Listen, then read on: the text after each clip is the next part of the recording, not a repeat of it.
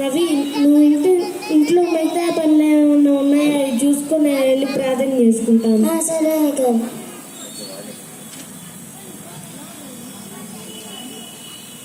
ఏసయ్యా, నువ్వు చాలా గొప్పవాడని నువ్వు మా ఇంటికి రావని రవి చెప్తున్నాడు.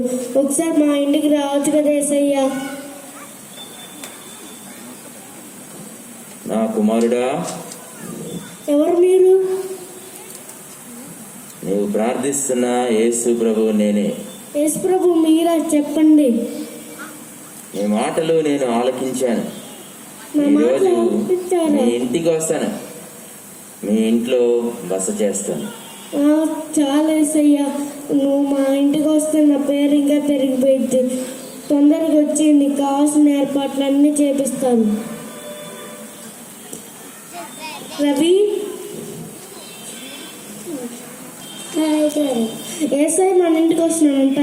ఏసై కావాల్సిన ప్రతి వంటను అన్నీ రెడీ చేసి పెట్టు. అన్ని ఐటమ్స్ చేపిస్తాను గారు. ఓకే, తొందరగా చెప్పి ఏసై వస్తాడంట.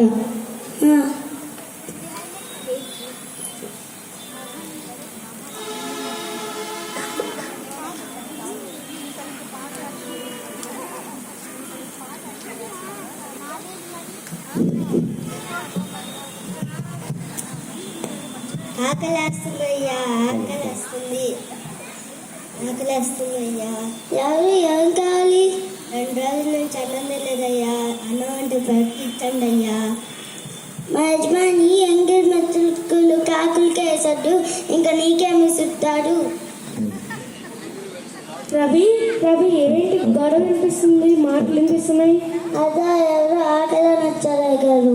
వెళ్ళిపోమని. అసలుకే వేసే వస్తుంటే వాసన అందరూ వచ్చేస్తున్నారు. వెళ్ళిపోమను. వెళ్ళిపో, మా అయ్యగారి కోపం వచ్చింది.